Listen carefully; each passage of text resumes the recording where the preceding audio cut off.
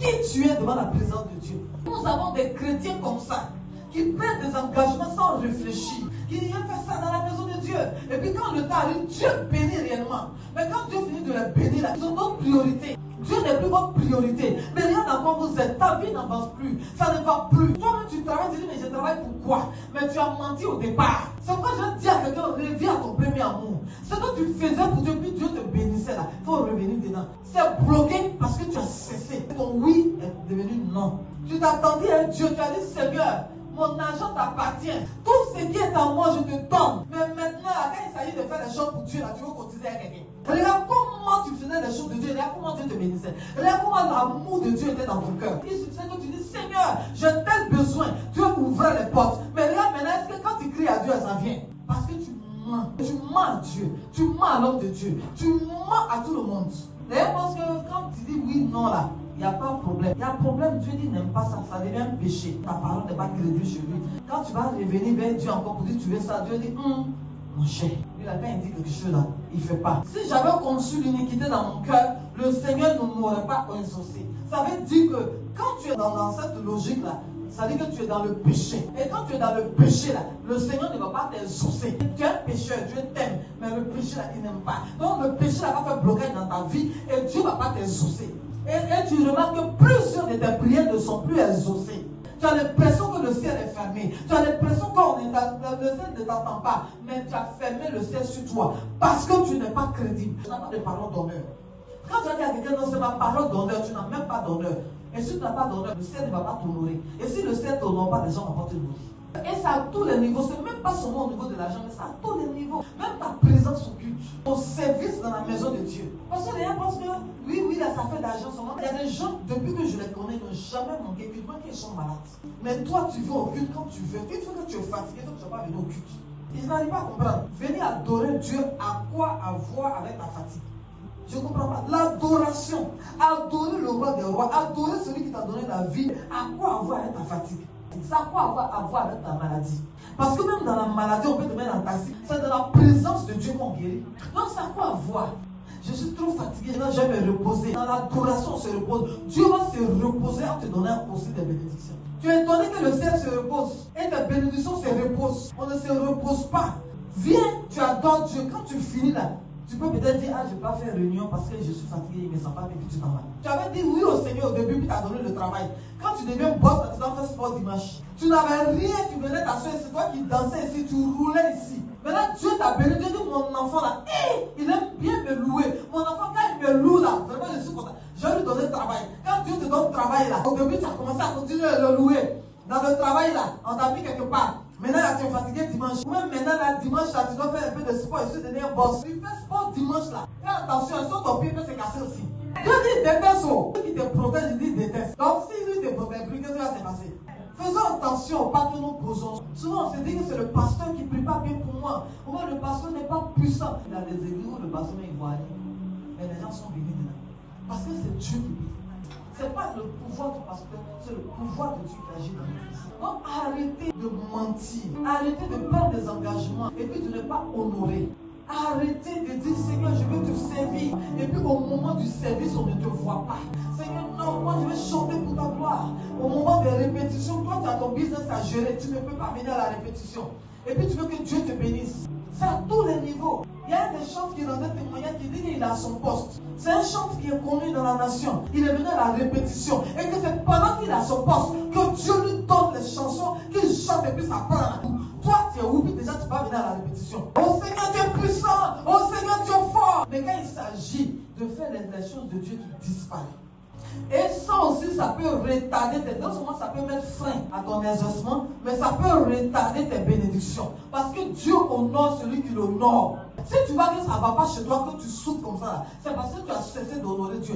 Imagine quand tu honorais Dieu, Dieu se souvenait de toi. Dieu touchait les gens. Il y a des gens ici là, à la rentrée comme ça, Dieu même me touchait. Je pouvais les appeler et dire, tiens, viens prendre l'argent. Mais regarde, depuis que tu n'honores pas Dieu là, personne ne te voit. Tu vas à l'église, on ne m'aime pas. Toi-même, tu t'aimes pas. Parce que tu es devenu un menteur. Tu es devenu un perfide. Et quand c'est comme ça, ta foi, tu deviens instable. Parce qu'il y a tellement de difficultés que toi-même, au niveau de ta foi, tu deviens instable. Tu ne sais même plus si tu marches. Si Dieu avait tombé, Dieu n'est pas avec toi. Quand il commence à prêcher que la bénédiction de Dieu va te localiser, tu ne pourras plus. Parce que ça a cessé de te localiser depuis des années. Parce que tu es perfide. Et spirituellement, même tu es bloqué. Pendant que les gens sont en train de prier, puis ils sentent le feu, tu es comme ça. Tu dis, mais qu'est-ce qu'ils ressentent? Parce qu'il y a longtemps, même toi-même, tu ne sens plus la présence de Dieu. Tu es un menteur. Ton oui n'est pas oui. C'est pourquoi tout est bloqué autour de toi. Quand il s'agit de Dieu, tu n'honores pas. Mais quand c'est l'homme là, tu trembles comme ça. Mais qui te donne le souffle de vie? Et non seulement ça, tu attires un jugement sur toi. Tout ce que tu es en train de faire, tu attires un jugement sur toi. Depuis que toi, tu n'honores plus Dieu là, tu n'as pas la paix de rien. Toi-même, ça ne te donne pas la paix parce que tu sais qu'il y a quelque chose que tu n'as pas encore fait. Ta conscience n'est pas tranquille parce que tu sais que tu dois Dieu. Parce que tu sais que tu as dit à Dieu que tu allais intercéder. Ça fait 10 ans que tu ne viens plus à la prière. Tu sais ça. Et ta conscience n'est pas tranquille. Et regarde comment tu es perturbé. Et tu es perturbé. La grâce de Dieu ne peut pas venir à toi.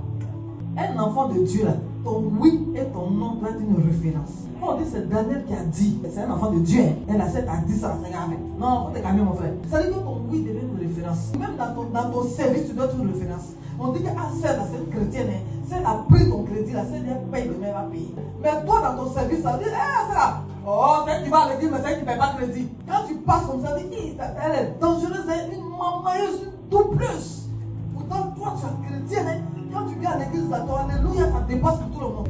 Tu n'es pas un modèle. Aujourd'hui, je suis en train de parler à quelqu'un. Rentre en toi-même. Et puis, ce qui est mauvais, tout ce que tu as dit, tout ce que tu fais, il faut changer. Parce que ça ne sert à rien d'écouter la parole de ne pas changer. Parce que quand tu endurcis, tu t'enforces. Et à partir de toi, il va y avoir un blocage dans la vie de tes enfants. À partir de toi, il va y avoir un blocage dans la vie de ton époux, de ton épouse, de la personne qui est liée à toi. Parce que toi, c'est toi qui fermes le ciel sur toi. Même vivre avec une femme, c'est un engagement. Donc, c'est pas normal que tu vis une femme depuis des années et que tu ne régles pas ta situation. Ça aussi, là, ton oui n'est pas oui. Toi, on doit te le revoir.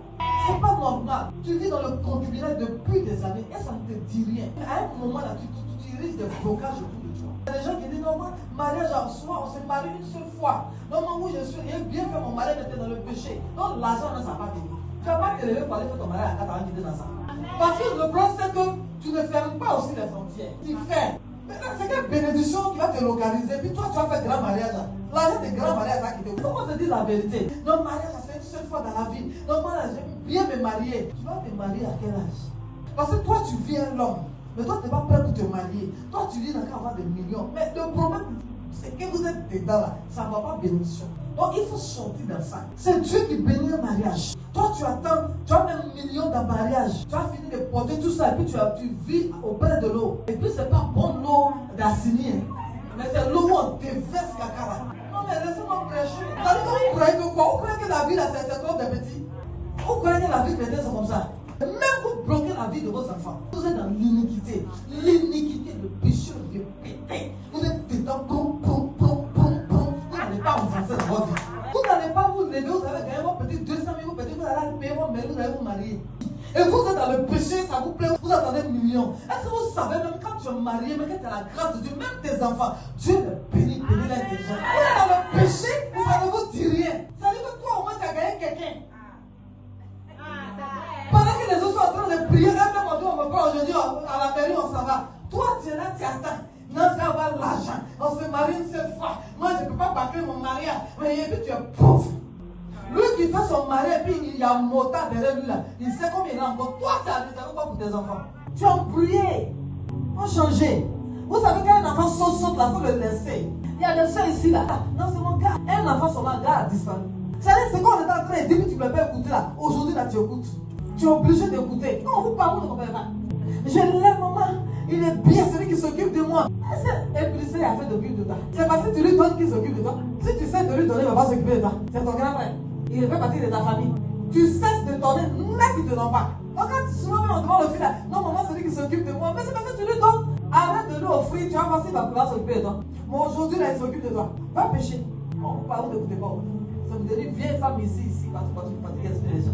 Tu n'as plus rien à cacher, tu n'as plus rien à craindre. Quand l'homme de Dieu te dit, toi, viens, tu n'iras pas de rien. Parce que toi-même, c'est hier, tu as quitté faire le show. On dit, toi. Mais pourquoi tu veux que ce soit quelqu'un d'autre? Toi, tu ne veux pas que ce soit toi que la grâce de Dieu te regarde. Tu dors en paix. Tu sais que tu n'as pas trompé Dieu, tu dors en paix.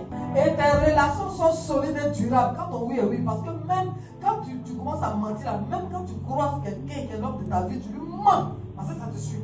Tu es possédé d'un esprit de mensonge. Donc il y a des gens là, ils te mentent jusqu'à toi-même, tu sais que la personne te ment, mais tu crois. Parce que la personne s'est tellement maniée là. Tu ne sais pas quoi tu crois. Quand la personne te dit, ouais, elle m'a eu encore. C'est pas bon. Quand c'est comme ça, là, tes relations ne sont pas durables, tes relations ne durent pas. Les gens ne te font pas confiance. Même avec tes collaborateurs, tes relations ne durent pas. Parce que les gens n'arrivent pas à te faire confiance. Et c'est pas bon. Un chrétien doit être un homme de parole. Et quand tu es un homme de parole, là, ça attire des personnes sincères envers toi. C'est selon tes espèces tu vas attirer. Donc, ce serait un menteur, quelqu'un qui ne tient pas parole, qui va venir vers toi aussi. Et puis, vous êtes dans la relation, et vous mentez. Et ce qui est intéressant dans cette histoire, c'est que ta prière est exaucée facilement. Quand ton oui est oui, ton non est non, là, ta prière est exaucée facilement. Et Dieu prête une oreille attentive à ta prière. Quand tu marches dans l'intégrité, Proverbe 10, verset 9, un cœur sincère, quand ça se présente devant Dieu, il n'y a même pas d'obstacle. Il y a la grâce de Dieu. Et tu connais la stabilité. Tu connais l'élévation. Et